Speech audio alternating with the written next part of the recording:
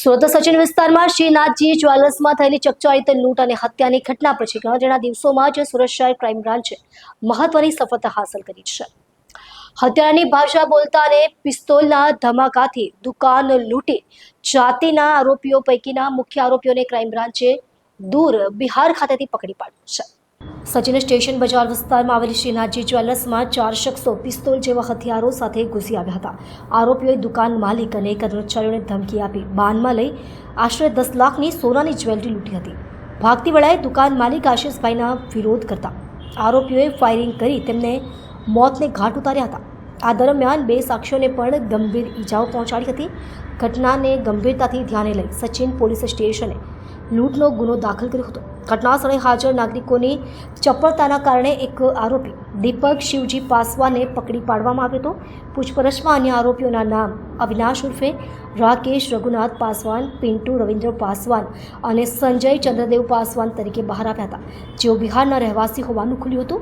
Police commissioner સુરક્ષાના માર્ગદર્શન હેઠળ ક્રાઇમ બ્રાન્ચે તાત્કાલિક 3 અલગ અલગ ટીમોને બિહાર મોકલવામાં આવી હતી। પોલીસે ખાનગી બાતમીદારો મારફતે ગુપ્ત માહિતી મેળવી બિહારના સમસ્તીપુર અને ડીધીકલા વિસ્તારમાં વોચ રાખી હતી। અંતે ક્રાઇમ બ્રાન્ચે વેશ બદલાવી છુપાયેલા આરોપીઓમાંથી 2 શખ્સોને ઝડપી લેવામાં સફળતા મેળવી હતી। ઝડપાયેલા આરોપીઓને બિહારની સ્થાનિક કોર્ટમાં રજૂ કરી 4 દિવસના ટ્રાન્ઝિટ રિમાન્ડની મંજૂરી મેળવી સુરત લાવવામાં આવ્યા છે। હવે તેમની વિરુદ્ધ કાયદેસરની કાર્યવાહી આગળ વધારવામાં આવી રહી છે। સુરક્ષાના પોલીસ વિભાગ માટે આ સફળતા અત્યંત મહત્વપૂર્ણ માનવામાં આવી રહી છે, જેનાથી ગુનાખોરી વિરુદ્ધ પોલીસની કાર્યક્ષમતા અને પ્રતિબદ્ધતાનો પરિચય મળે। 7 જુલાઈના રોજ સચિન પોલીસ સ્ટેશન વિસ્તારમાં એક લૂંટ વિથ મર્ડરના બનાવ બન્યા હતા, જેમાં સોનીના દુકાનમાં જે લૂંટ થઈ હતી અને એના માલિક આશિષભાઈ પ્રતિકાર કરતા જોઈએ એના ઉપર ફાયરિંગ કરવામાં આવી હતી, જેમાં એના મૃત્યુ નિપજેલ હતા।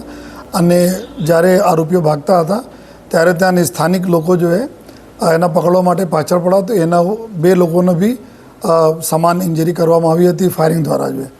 તાત્કાલિક પબ્લિકના હેલ્પથી જો પબ્લિકે એક આરોપી ત્યાંથી પકડાઈ ગયા હતા જોઈએ અને દીપક જો પાસવાન અને એના પૂછપરછમાં એવું આપણને જાણકારી મળી કે આ લોકો દીપક જો આરોપી છે આ પહેલે બી અહીંયા રહી ચૂક્યા છે। સુરતમાં કામ ધંધા માટે કડોદરા વિસ્તારમાં પહેલે રહેતા હતા અને અમુક માસ રહ્યા પછી જતા રહ્યા અને બનાવને ફરી પહેલાં બી 1 માસ જેટલા રહી ચૂક્યા છે અહીંયા જોઈએ।